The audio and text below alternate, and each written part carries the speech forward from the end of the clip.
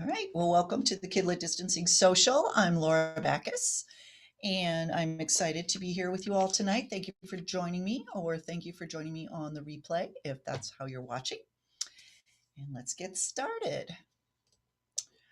If you're new to us and you want to get on our list to find out all who our future guests are on the social, as well as other stuff we do, you can go to writeforkids.org/ultimate cheat sheet and fill in your name and email, and you will not only get on our list, but you will get an ebook, a free ebook, The Ultimate Children's Writing Cheat Sheet, which gathers all our best beginner info from 30 years in business in one place.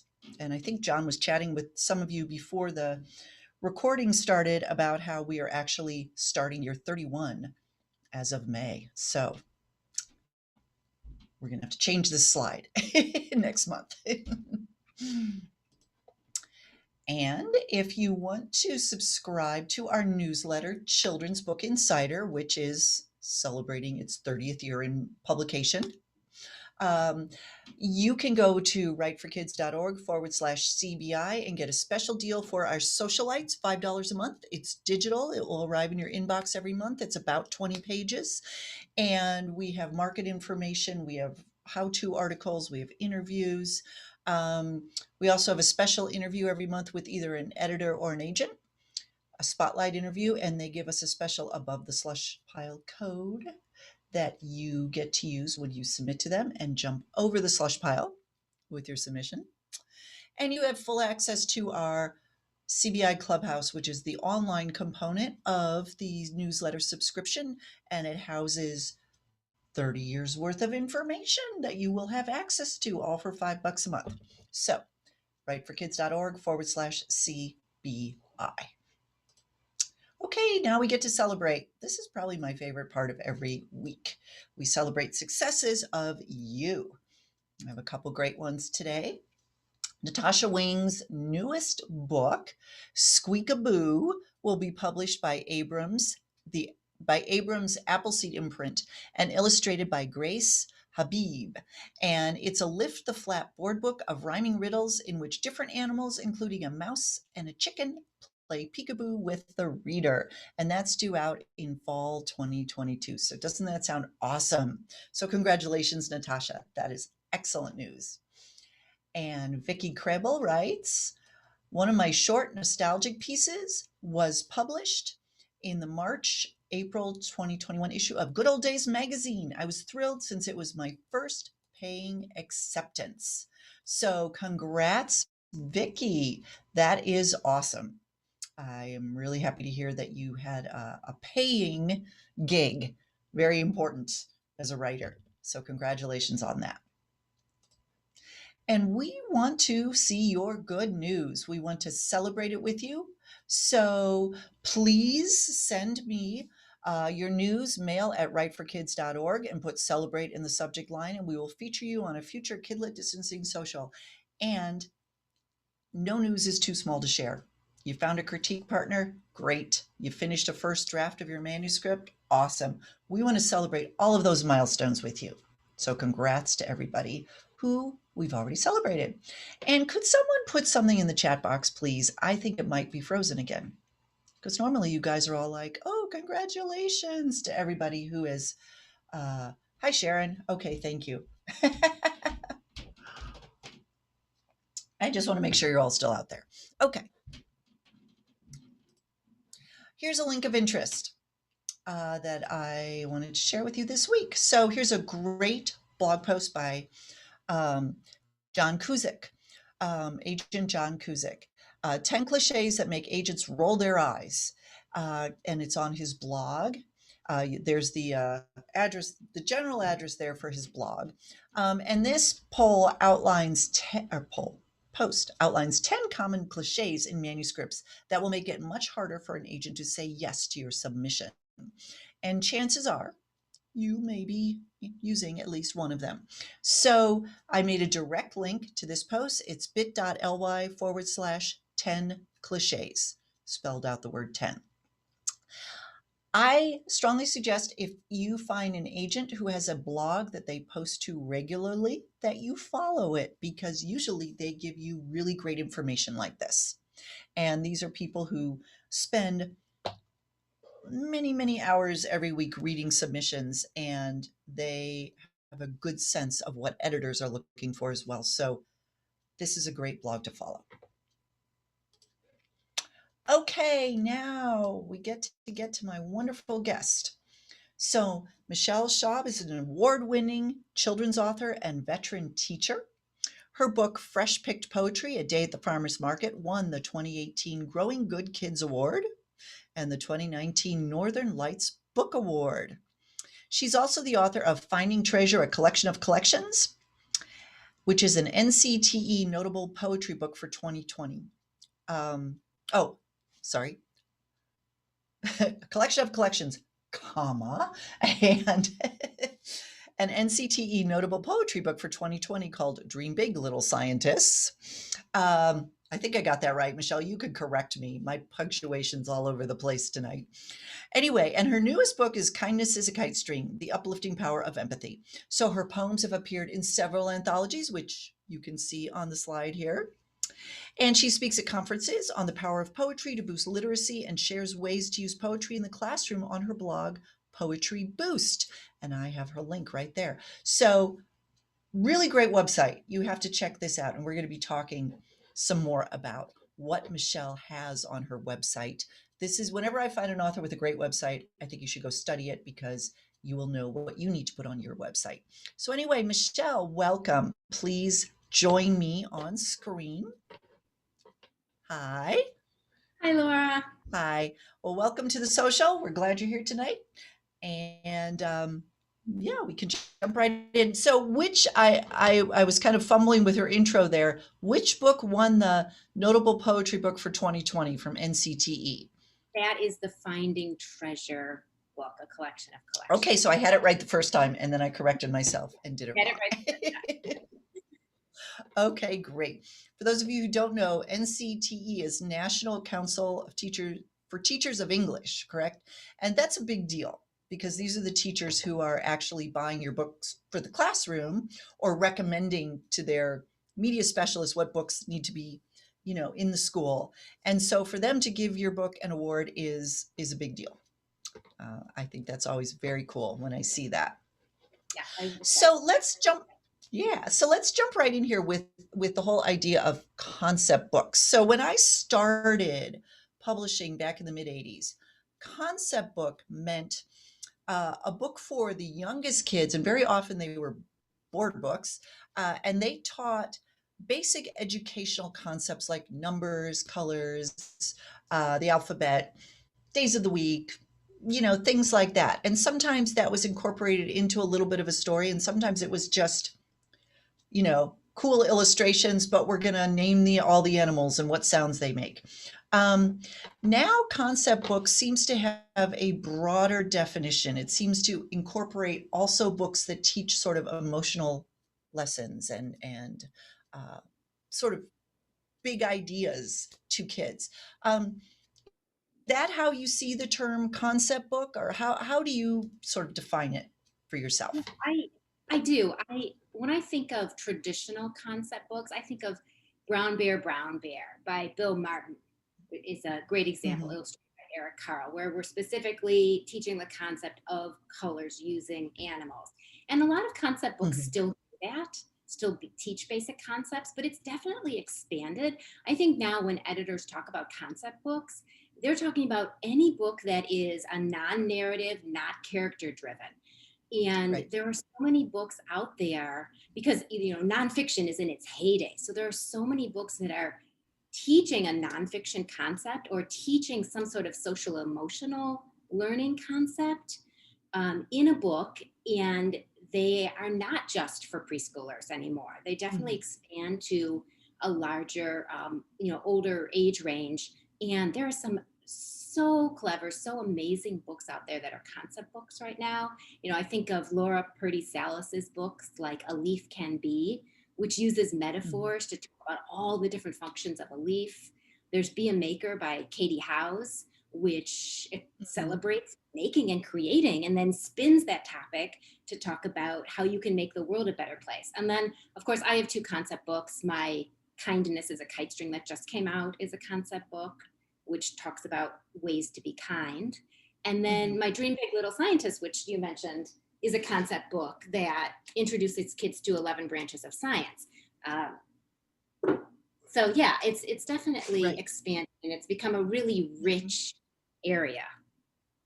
It is a very rich area, and I imagine then because it has expanded and more people are writing concept books, there is a lot more sort of pressure on the author to come up with an interesting new way of uh, relaying this concept to the reader. And you wrote a recent blog post about the development of your book, Kindness is a Kite String, and how feedback on the initial submissions mentioned it was a great idea, great concept, but there wasn't enough story to it. So, what did you learn from that, and how did you then revise the manuscript? Yes, I a lot of the feedback I got was about the fact that it just seemed more like something you'd find in a magazine. It Hmm. didn't have enough story, didn't have enough layers. And it really does come down to layers. When I first wrote the book, I had this idea that I want to teach kids about kindness. I'm going to write a book about kindness. And my first draft, looking back on it, really was just a list of ways to be kind. And that just wasn't enough. Hmm. It needed to have more layers. So I went back and I thought about those different layers, and I think that's really important to have layers in a children's book, in a concept book, because it's more than just being able to go to the marketing department, at a publisher and convince them that you can sell this to lots of different audiences. It really, those layers add richness to a story and they give it that rereadability that you want. You want readers to be able to come back to your book over and over again. So those layers are really important. So I started thinking about like how can I add layers? And the first thing I did is I put my teacher hat on and I thought about that educational layer. Like what can I do to make this book something that teachers would like to use in a classroom? And, one of the ways that you can do that when you're trying to think of an educational hook as a writer is to go to the standards, go to the Common Core standards. Once you have your idea, go to the Common Core standards. If you're writing about a science topic, go to the next generation science standards. There's social studies standards, and just look and see what's being covered in different areas. So I did that. And I also, being a teacher myself, I knew that literal and non-literal language was something that was covered in school, particularly using similes and metaphors. So I thought, all right, let's add that layer of comparing kindness to things using similes and metaphors. So it's no longer just a list of kind deeds. Now I'm connecting each of them to a simile or metaphor. So that's one Hmm. layer, educational. Um, Another layer is that arc. Even though a concept book doesn't have to have a story, like a traditional character driven story, we're still drawn to stories. I mean, humans are Yeah. wired for story and we want that like sense of structure. So I think it's really important Hmm. for a concept book to have a structure, you know, Hmm. and that structure it can be all kinds of things. It can be uh, going through a day. It can be seasonal. It can be a life cycle. It can be a compare contrast. So Hmm. having that structure, I think, is really important. And then the last layer that I went back. So for me, the structure ended up being going through a day in a neighborhood, and how is kindness moving through this neighborhood? Um, Hmm.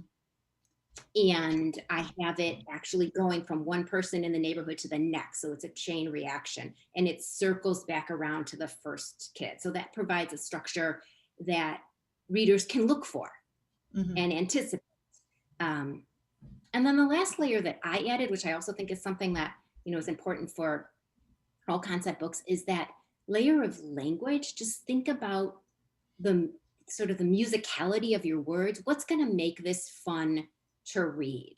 And that's Hmm. where you can bring in rhyme or repetition or alliteration or all of those tools. I have my poetry hat on now because I am a poet at Hmm. heart. But all of those things that you can do to make it fun to read. Hmm. So, Hmm. that, and that's a process, putting those layers in. Sure. Mhm. Yeah. Well, and a couple things you said really jumped out at me. That arc I think is so important to pull the reader through this story and to keep the pages turning and to create something for the illustrator to draw that is going to pull the child's eye across the page and make them wonder what's on the next page after I turn. So it does so much having some sort of rhythm, structure, arc to the concept book does so much for all the other elements of the story or all the other layers. And I think you're right. I think that is so important. And I think that is a way that you can create a hook to the book too, because one of the things that, as we know, editors are looking for is books that they can sum up in one sentence and people know how it's different from the other books out there that might deal with kindness, for example. There's a lot of books on kindness, but how is this different? And just your title tells us that you're going to have these similes and metaphors. Kindness is a kite string. Just introduces that concept right up front, right in the title, and it's very kid appealing image. And I love how it circles around and comes back to the first child again, because that's like, kindness, you put it out there and it comes back to you, and there's just so many layers of discussion that you can have with that structure. Talk about a little bit about your Dream Big Little Scientist book, because I think that has some really interesting layers to it as well, and that gives it an interesting different hook. Yeah, that this one is really fun. Yeah, the one of the layers is that it's a lullaby. It's a Mm. bedtime story, so you're getting ready to go to bed. But then there are all of these other layers that come in the illustrations, and Alice Potter is the illustrator for this book, and she is just brilliant. But between Alice and Karen Boss at Charles Bridge, was my editor on here, they came up with so many amazing layers. So one of the things that you'll find on every page are posters of scientists. Mm. So this page, this little boy loves botany, and so there are some famous botanists on the page. So that's a layer that kids can then go to my website, and I have the biographies of the botanists there.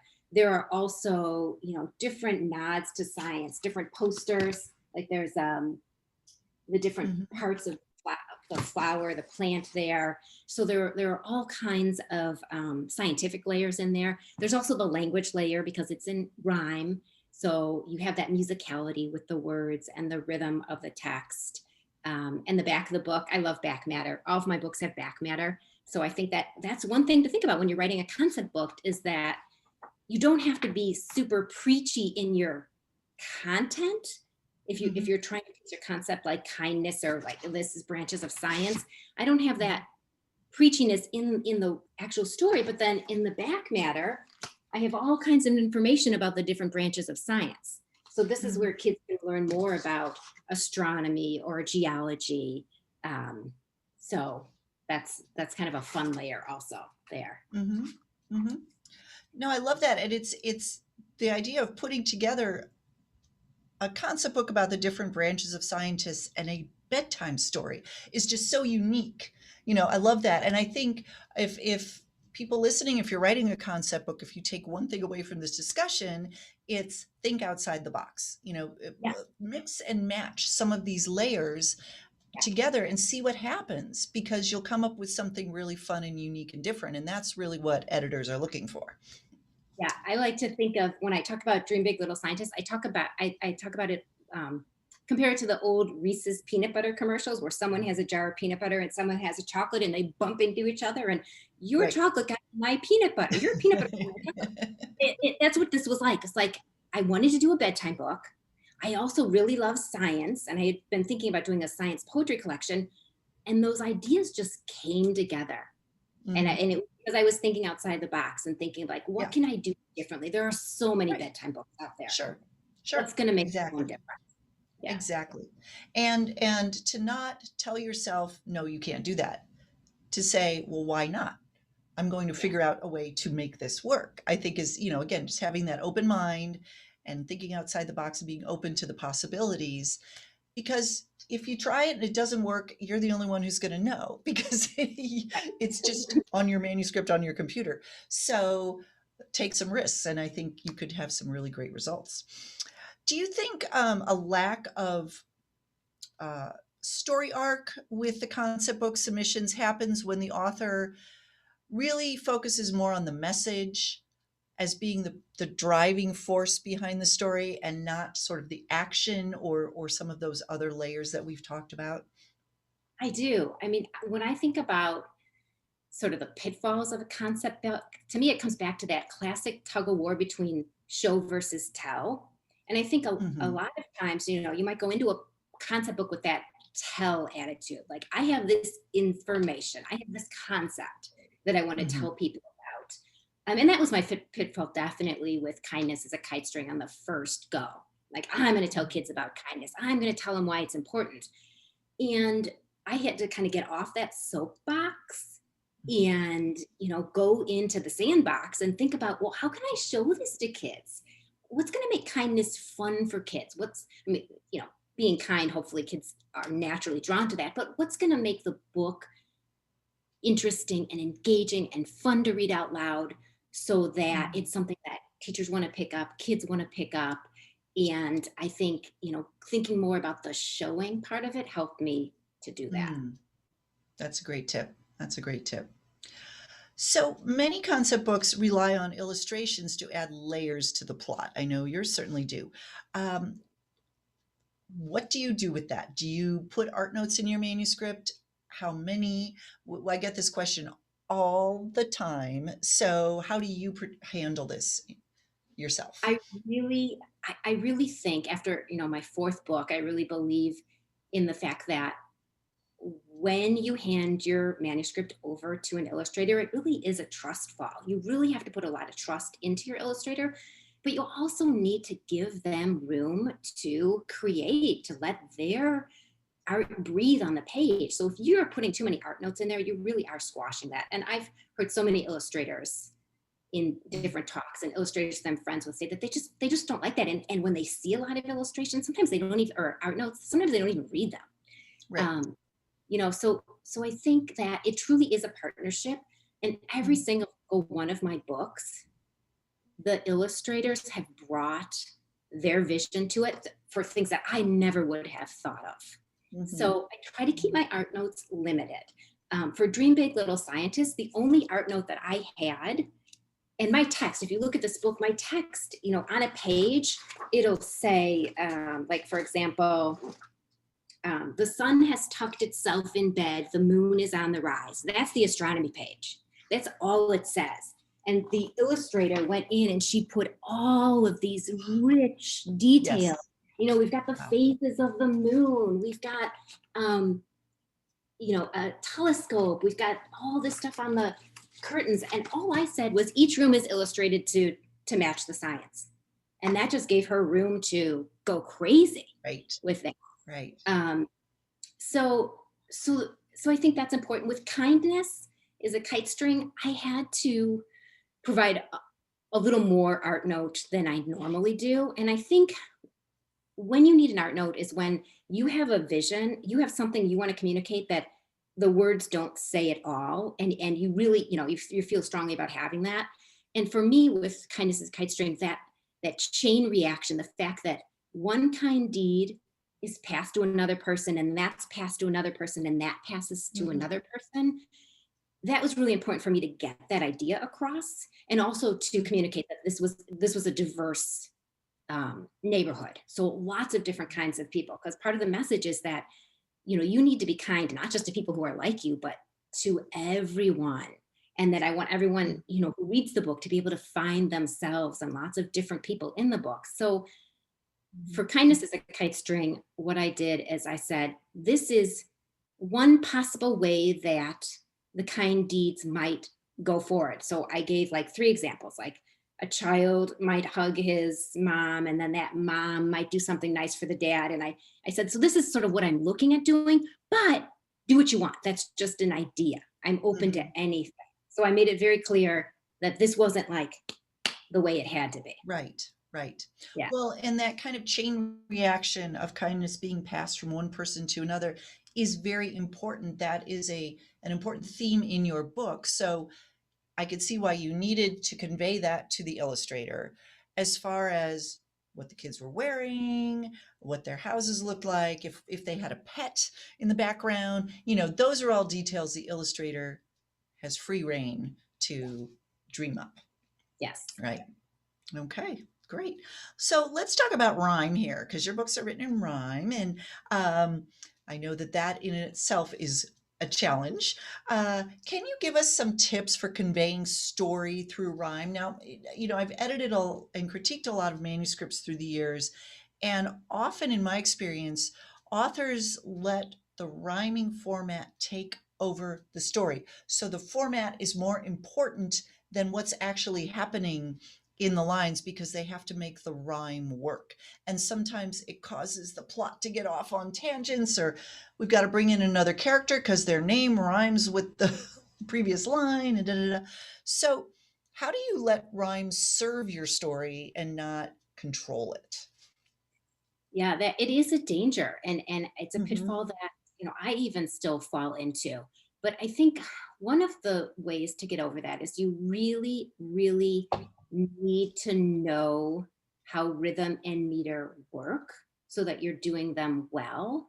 Because I think there's a tendency to what I like to call wrench your rhyme, where you need to have like 5 or 6 syllables, and you need to have a certain pattern, and so you make words fit Right. that don't really fit. And Yeah. I still fall victim to this. I'm working on a book right now, a STEM book, and I wanted to rhyme the word gravity, and I wanted it to be an end rhyme. So I was having the line go gravity because I was rhyming it with C.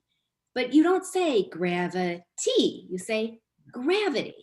And my Mm-hmm. editor called me on it, and I went back and I fixed it. But so that's one of the pitfalls, is that you kind of let that rhyme dictate Yeah. things, and you force the meter to work the way you want. So one of the ways Mm-hmm. to get beyond that, I think it's super, super important to read your work out loud yourself, but even more importantly is have someone else read it out loud, Mm-hmm. particularly preferably someone who hasn't seen it before, so it's fresh to them. And I always have, usually it's one of my kids that's a guinea pig, and I'll say, here, come read this, just read it to me out loud, and then I can hear where it's Mm-hmm. clunking. Mm-hmm. So that's part of it. The other part is, you really, one way to get beyond the idea of letting the rhyme dictate the story is I make word banks before I start a Mm-hmm. project. So, for example, with Dream Big Little Scientists, I wrote down all the science words I could think of, like the word plan or observe. And then I went to my thesaurus and I wrote down all of the words, all the synonyms for those words. So I have all of these words on the page. And that Oh. when I'm working on the story, like these are the words I want to include. And these are variations on those words. So when I'm trying to rhyme, I have more possibility of getting a fresh, interesting word combination because I've got these words in front of me. So I Mm-hmm. think that's really helpful. But Mm-hmm. ultimately, not every story works in rhyme. Mm-hmm. And I've tried some stories in rhyme, and I have had editors come back to me and say, try doing it without rhyme. So I would say that too. Mm-hmm. If you're writing a story in rhyme and it feels too sing-songy, or it feels like it's gone off the rails because you're letting the rhyme take over, just take the rhyme out, Yeah. write the story. Write the story first, get the story down or get the concept down the way you want it, and then maybe go back and put it in rhyme. Mm-hmm. Mm-hmm. That's great. Do you choose different rhyming styles or meters depending on the topic of the book, or does it just sort of come to you what it needs to be? Uh, a little bit of both. Mm-hmm. It depends. Sometimes it just sort of starts to sing in my head, and that's the way it comes out. Other times I will purposely, I know that I want a certain feel. I want, if I need it to be more kind of free flowing, then I'll use a free verse form. Mm-hmm. Um, so it it's kind of organic. Yeah. Mhm. Do you think this comes from just having read a whole bunch of poetry and rhyming books? Yes, and I do think that's a big part of the process is that I'm constantly reading poetry, writing poetry. I'm taking out stacks of rhyming books, and so I'm just hearing that, and I read it all out loud. I think Mm, if you're going to get out of if you want to write rhyming picture books, you need to be reading books out loud. You need to be reading your own work out loud because that's where you start to really internalize that rhythm and those yeah, sounds. that is a great tip. I like that. I like that. So let's talk about your Poetry Boost blog because, as an educator, also you're a big proponent of using poetry to boost literacy. So can you talk a little about this and what your blog's about and what you hope to achieve with poetry in the classrooms? So I my blog is called Poetry Boost, and I am a language arts teacher. I'm currently, thanks to COVID, not teaching. I'm taking this year off. I'm writing full time and tutoring, but when I was teaching full time, I used poetry all the time in my classroom. One, because I'm a poet and I love poetry, but I also just think it's a fun way to invite kids to play with language and find their voice. And I really think it's versatile. I think I like to call poetry literacy superfood because if you think of a poem, it's this condensed little package and it's packed with rich language, with literary devices, but it's just all nice and concise. So teachers Mhm, can use it, if they're short on time, but they're really want to get some rich layered language in there, they can read a poem. They can do it as a brain break. They can have Poetry Friday. It's great for reluctant readers because you don't have a lot of words on the page. Especially mm, poetry picture books, you have that the visual support, and visual literacy is such an important part of learning. So Poetry Boost came out of part of it was my motivation that I'm already doing all this stuff in my classroom. I have all these ideas I've used that have been successful with kids. So I want to mhm, share them. But the other part of it was building my author platform. I wanted to have something that I could share that when I was doing school visits, I could say to the teachers, if you like this, you can go to this website and here are more ideas. Here are things you can use in the classroom.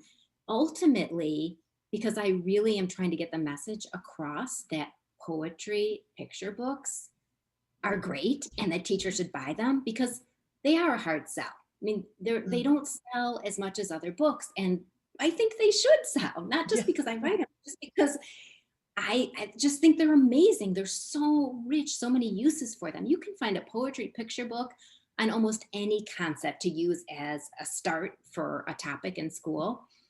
So I really Mhm. am trying to kind of build that connection between children's poets and teachers so that we see that there are these amazing books out there. Get them in your classroom so that more can be published, so that you can have more for your classrooms. So, Mhm. Mhm. That's great. That's great. Now, on your website for your books, you have educators' guides and story hour kits that are downloadable that go with each of your books. So, I wanted to ask you, did you create those personally or did the publisher do that? And if you created them, what do you recommend putting in these? As a teacher yourself, what do you mhm. recommend? So I created for all of my books for Charles Bridge. So my two Mhm. poetry books, Fresh Pick Poetry, Finding Treasure, and then Dream Big Little Scientist. I created the educator's guides and the story hour kits.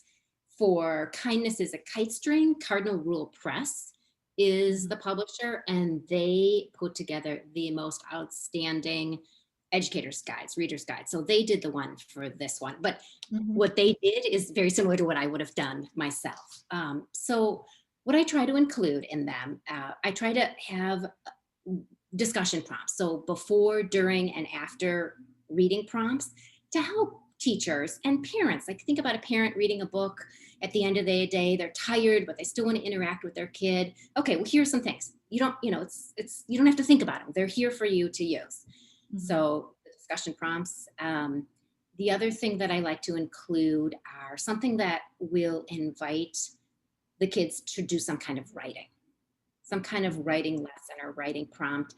And what I really like to have are templates, particularly if I'm inviting the kids to write poetry. So I have a lot of downloadable templates that give the kids sort of a structure. This is an example of one I have for writing a two-voice poem. This is something teachers can download, and it's Oh, wow. a Venn diagram, and it shows, this is what you'd say for this voice, this is what you'd say for this voice, and it's just a structure just to get kids started. And just Mhm. from my own experience, I am a teacher. Teachers, they're looking for fun, easy, but rich, things that have content in them, but something that they can download and they can use right away. Right, So right. anything you can put in there that's downloadable, that they can then use in their classroom, that has a direct tie to the curriculum, is really Mhm, mhm. key. Yeah. So those activities and those templates are really helpful. Mhm. I'm curious, as a teacher yourself, if you are choosing kind of which books you wanna use in your classroom, do you go to the author's website and see if they have educator guides to go with those books? Is that part of what helps you make your decision? Yeah. Yeah, I mean, it does for sure. And I don't know if teachers realize, I think I know it because I'm an author, and I know that having that educator's guide is something that a lot of authors do. It's expected from a lot of uh, editors that you will have this. Either they're going to create it for you or you're going to create it for yourself. So I know they're there and I know to look for them. I don't know if all teachers know they're there, but I do know when I tell teachers in school visits that I have these educators guides, they're like, oh, wow, Yeah. that's great. So they definitely will use them if you have them. Mhm. And I just think that's just another, hook Yep. for teachers to want to have your books in the classroom. Absolutely, Yeah, absolutely. Now, before, the pandemic, were you doing any school visits with your books? I was. Yes. And so, as a teacher yourself, and now as a writer on the other side, do you have tips for successful school visits that you can give to our listeners? Well, one tip that I would say that I used in my classroom and then I also transferred to school visits is that kids can pay attention for about 10 minutes in 10-minute chunks of time. So I try to divide my school visits into those blocks. So, I might do something for 10 minutes and then we do something where the kids are moving, or we do a brain break, or I ask a question. So I'm kind of shifting gears every 10 minutes, and that kind of keeps the pace of the visit going. Having Mhm. something interactive is really helpful. Those brain breaks are really helpful where sometimes it's just a simple cheer or movement that we're doing. Sometimes it's related, like with kindness is a kite string, I'll have the kids give themselves a hug. And, so we're all standing up and, well, this is virtually, but on Zoom now, we're all, giving, what does it feel Yeah. like to give yourself a hug? And so it's just a quick little break, gets Mhm. them focused, and then you can go on with your content. Mhm. That is a great tip. I really love that. Um, I was talking to one author who does, middle school, high school visits, and he would always look around the room and find the kid that the teacher went over and stood next to during the presentation, because that's the kid who's going to act out, right? And he would direct his energy toward that kid because he thought, if I can win that kid over, I've got everyone. That's And awesome. so I think that's kind of interesting too. And of course, that's more for the older kids, but to be aware that kids need these little breaks. They can pay attention for only so long. This is the kid who's going to distract everyone, so you better win them over. Just those sorts of things I think can really help going in, knowing these little tricks for Yes. authors for sure. Yeah. Okay, if anybody has questions, please put them in the Q&A about concept books, about writing in rhyme. STEM is another area that Michelle can talk about, anything like that. So Carol asks, is anyone still publishing alphabet books? And I can answer that, and I'm sure Michelle can as well. Michelle, what have you uh, seen with alphabet books? I'm trying to think of if I've seen any recent. I mean, there's what are those LMNOPs, the Peas books. Though I don't know Mhm. when those are published. Those have actually a few years. I don't know if I've seen any recent alphabet books, but I think that the alphabet can be like a structure when we talk about one of those layers. But you need to have some sort of hook. If you're going to do an alphabet book, you need to have something that out of the box thing, that's something different that Mhm. kids would want to learn about. Is it something tied to STEM? STEM is really important, hot topic right now, but you want to have something. It can't just be a traditional alphabet book. Right. Because we've got a million of them. Not quite, but almost. So yes, exactly that. Getting back to those layers. So you want to do something with the alphabet. Okay, what other layers can you add to this to make it interesting? I like the STEM idea. So the words that you pick are all related to science, technology, engineering, or math. Maybe there's another layer on top of that that has a little bit of a story structure to it. Maybe you add some humor in there. I mean, there's lots of things you can do on top of the alphabet book to make it different. And remember, if it's a straight alphabet book, teaching the ABCs, that's going to be for pretty young kids. But if you're layering it with more higher level concepts like scientific principles or something, then it skews older. So you have to keep all of these things in mind. Yeah. Um, oh, uh, someone's asking. So you said you taught language arts in class. In when you're in class, what grade do you teach? When I was in the classroom, I taught middle school, so Mm-hmm. seventh and eighth grade. And then I taught an elective for a while, and that was with third graders. So I've done, and when I tutor anywhere from fourth up through eighth grade. So upper elementary through middle school, which is kind of funny because I write for younger kids. So there's Yeah, a little but bit of that's a fun. disconnect. You think I'd be writing Yeah. middle grade books, but Mhm. I love Right. reading middle grade books, but that's Yes. not what I write. Yeah. This person also asked, does that guide what you write about? Clearly, you have this love of language, which goes into your poetry and certainly your blog. Um, do you think that I've always felt that teachers have tremendous skill set that they can bring to writing, that just from their experience around kids, kind of really knowing firsthand how kids' brains operate, certainly knowing what is being taught in the classrooms. Do you think that teachers have an advantage in a lot of ways if they want to get into writing? Yes, I do think there's that idea when you're teaching, if you're a good teacher is trying to get in the kids' brains, as you said, and look at things from their perspective and think about how can I take this concept and what can I do to make it interesting and make it stick in their brain. And that's kind of what you're doing as a writer. The disadvantage teachers Mm-hmm. have is that it is so hard to teach full time and write. And I have friends that do it. I tried doing it for a couple of years and I felt like one of those circus performers with the plates in the air spinning and I had to keep them all spinning. I mean, it's really, really challenging in that way. So you can have all kinds of great Mm-hmm. ideas and no time to write them. I imagine most writing gets done during summer break and that kind of thing. Summer break for So, sure. all right. Yes. Susan asks, what STEM subjects are missing from middle grade? So she's talking about books that you're using as a teacher in the classroom. Um, and should STEM middle grade books be broken into chapters? And again, that's a format thing. That kind of depends. But as a middle grade teacher, do you also use nonfiction in the picture book format in your classroom? I do. And Mm-hmm. I think that picture books, they're such a opportunity for teachers to use picture books to start concepts because picture books, there's that heart of the picture book, that theme. And so theme is a big thing you're trying to get across to kids in middle school and high school, and picture books can help show that. So I think they're a great introduction. And then all the nonfiction picture books that are out there are, a great way to introduce topics or to reinforce Mm-hmm. topics.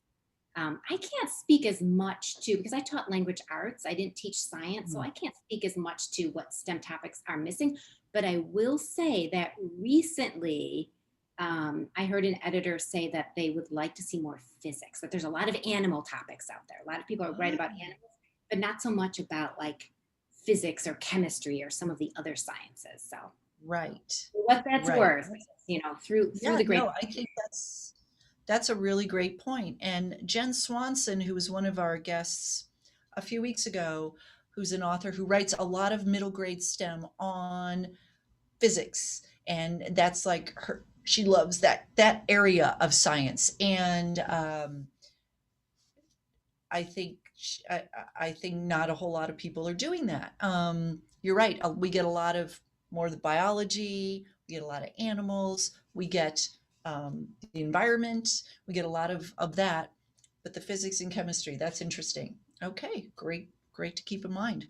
And that can be done for any age depending on how you address the topic.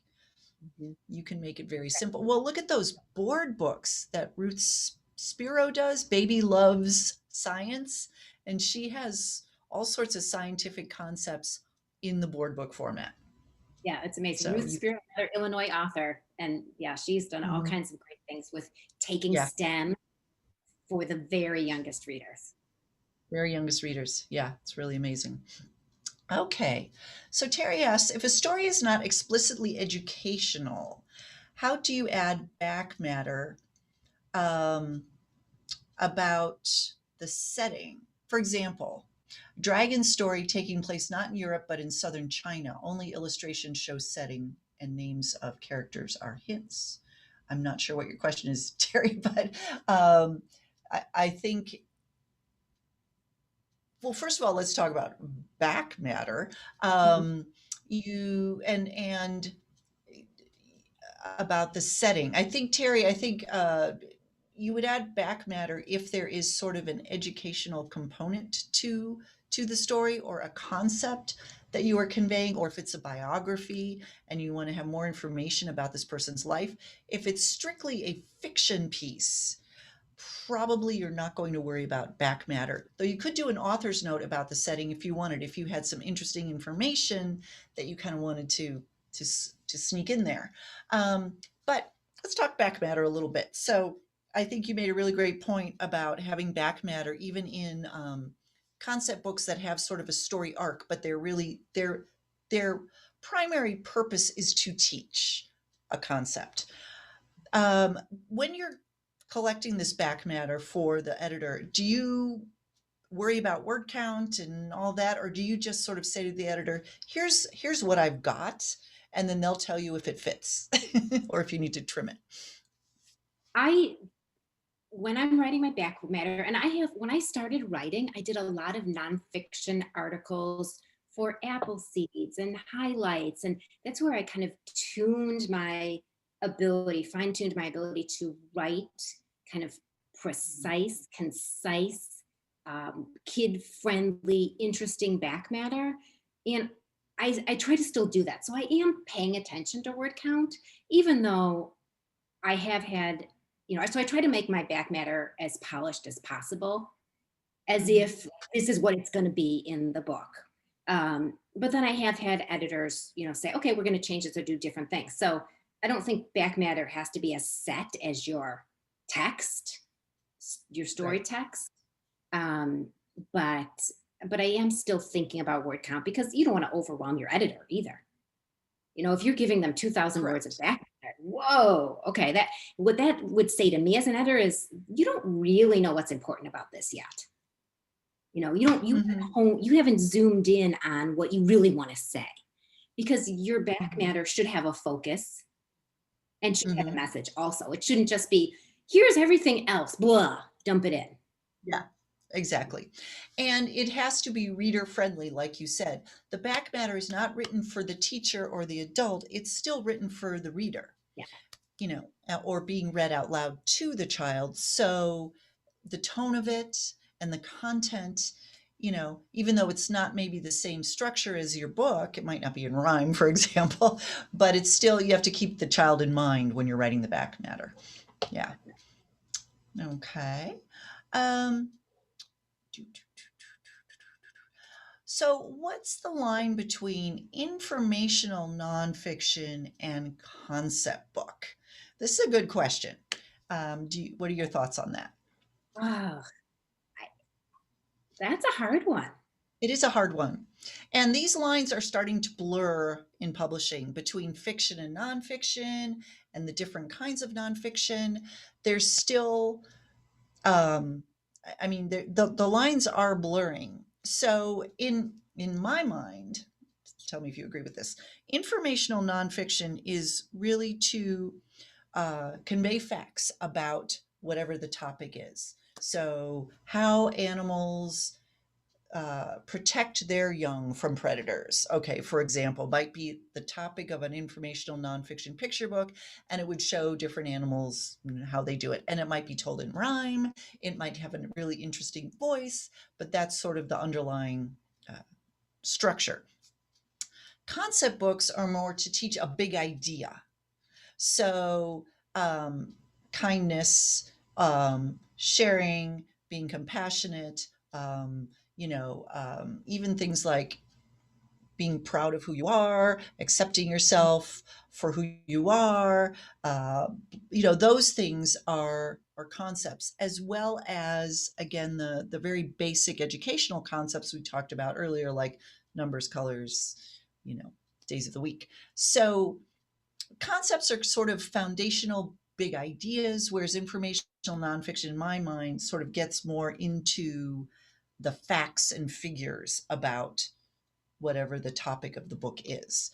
Would you agree with that? Yeah, I think that's a great way Mhm. to describe it. Yeah. And really, I don't think as an author it's that important. If you write the book you're writing and figure out what best to call it in your query letter and go from there. Don't worry too much about it fitting into a really strict category because, as I said, these lines are starting to blur all over the place with these And I will say categories. in my query letters, speaking of like categorizing your book in a query letter, for my poetry picture books, I will say this is a poetry picture book. But for Dream Big Little Scientist and Kindness is a Kite String, I did not say in my query letter, I am sending you a concept book. I never used the Mm, word concept book in my query letter. I just gave my pitch yeah, and then show them the book, and the editors are gonna, say what sure. it is. Yeah. And I think that's a good point. I think it's up to the editor to really put the label on it as to what it is. You talk about what's unique about your story Yes. and the voice and the approach and all of that, and let them figure out what part of the catalog it's going to go in. Yeah. That's not to say you shouldn't have your age range in mind. Mhm. No, Absolutely. you still want to have an idea of this is a book for this age range. Hmm. But Yeah. No, I agree. So even though Miss Frizzle is the main character, I think that, in my mind, that is one of the original creative nonfiction series that we had. That kind of paved the way for a lot of creative nonfiction we have now. So that was teaching scientific facts, big scientific concepts, yes, but I think that fell more toward the informational uh, area, but it had a story component too, very entertaining. Um, than concept. Concept, again, is more abstract, I think. Okay. But again, don't get too hung up on this vocabulary. These words change all the time. Um, okay, so this is a really interesting question. So, first of all, Sheila says, Michelle, your books sound terrific.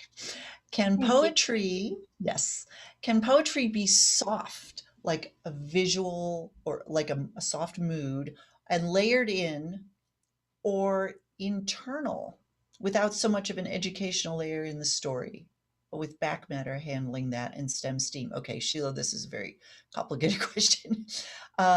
So basically, I'm not quite sure what you're asking there, Sheila. She's asking, can the poetry be layered in? You know, I'm not sure if this is what she's asking, but I do know that and one of the points I wanted to make about poetry is I think poetry is something that can benefit all writers Mhm. to try writing Mhm. poetry, because poetry requires you to zoom in and focus on your word choice and the musicality of your words. And that can benefit any kind of writing, particularly with picture books. So there Sure. are picture books that are very poetic that aren't necessarily poetry.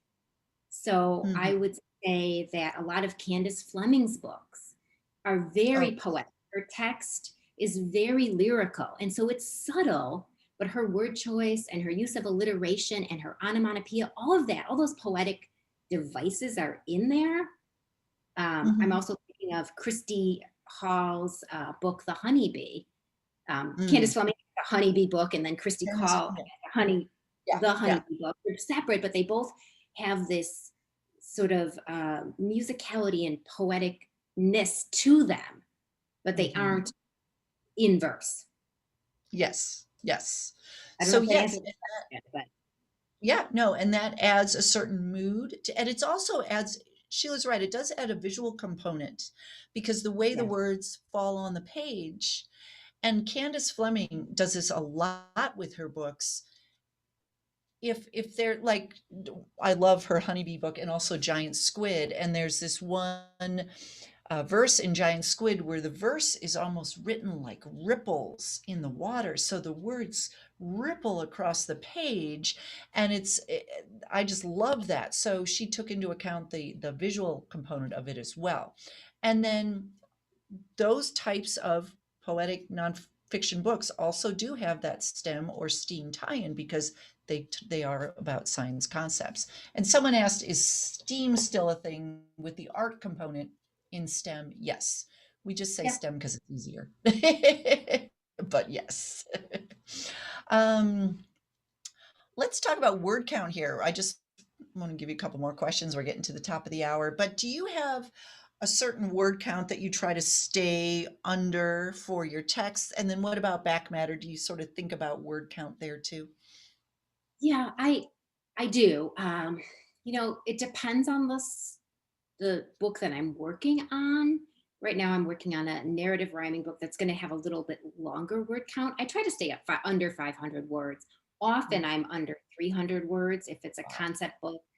Um, for my back matter, I think in terms of like how many pages is it's going to take up.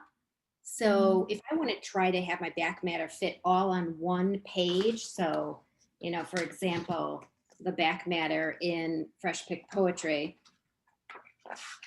fits all on one page of the book, Mm, all these reasons to go to a farmer's market.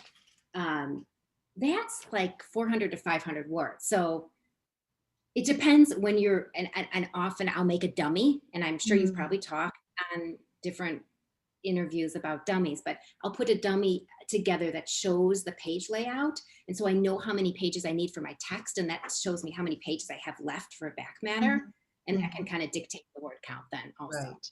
Okay, great. Yeah, making a dummy is really important. And, you don't have to be an illustrator to make a dummy. You just have to see what text is going to go on each page and turn the pages as you're reading it. And it helps you with so many aspects of pacing. And I have way too many words in this scene and not enough words over here. You see so many different things with a dummy. So, It always okay, helps that. last question. Yeah, no, it's great, great idea. Um, good. Oh, Sheila says we explained it right. Good, Sheila. I'm glad. Sorry, I didn't quite understand all the layers of your question. It was a very layered question. She'd be good at um, writing a concept book because she's already got the layers idea in there you there. go. Yes, you were working on a lot of layers there that we couldn't keep up with you. Last question. Do you have an agent? I do With have an your agent. Yes. Okay. Yes. Did you Um, have an agent for every book that you sold? no, I did not have an Hmm. agent for my first book. I had an agent for my second and third book. I did not have an agent for my fourth book. I had one agent, and then um, pandemic related things, I stopped, and I just started with a new agent. Lisa Amstert out of Storm Literary, and she and I have a lot of she likes poetry, she likes STEM and science. And so it's sort of a meeting of the minds. And really, those of you looking for an agent, I was stressed when I left my one agent. I was stressed, like, oh, I'm never going to find an agent again. And it's about being patient. It's about doing your homework and finding an agent that matches with what you want. And when you get rejections from an agent, it doesn't mean that your work isn't good. It just means that you guys, you're just not maybe on the same wavelength. Then you want an agent that gets you and gets your work. Yes. So, Very yeah. important. Very important. Well, Lisa's great, and I'm glad that you are represented by her. So that's wonderful. But you're right. You need an agent who loves the kind of books that you are writing and who's just as passionate about them as you are, and who also is experienced in that genre or age group so that they can tell you if you're off track, if it's not fitting what the market expects, and they'll help you with revisions before they send it out. So that connection is so important. And So it takes time. Okay. yeah, it does. So great. So you sold your first one without an agent. So all of you out there, there is hope if you want to try to go straight to the publisher. And it's often easier, I think, to get an agent once you've had a sale. I don't, it's not always the case, but sometimes. Yeah. So, okay, great. Well, this has been a wonderful, Michelle. Thank you so much for all your time. Uh, and also, all your expertise, advice that you gave us. We really appreciate it. I urge everyone to go read all of Michelle's books and her Poetry Boost blog because it's just awesome. And I hope you get to get out in the schools again, get back to your classroom soon. I'm sure you missed that. Thank you so much, Yeah. Laura. And thank you for you and for Children's Book Insider for all of the amazing resources that you provide, not only new authors, but experienced authors. It's so valuable, so many amazing resources out there. So thank you for everything that you do too. Well, thank you for saying that. We appreciate it. All right. Oh, I do want to tell you all that we are not going to have a social next Tuesday, and we'll send out a reminder. But John and I are both getting our second coronavirus vaccine on Monday, and we have no idea what shape we'll be in on Tuesday. So we're just taking next week off. We'll be back in 2 weeks. So we'll see you all then. You all have a great 2 weeks. And thank you again, Michelle. You have a good evening. Thank you. Bye-bye. Bye.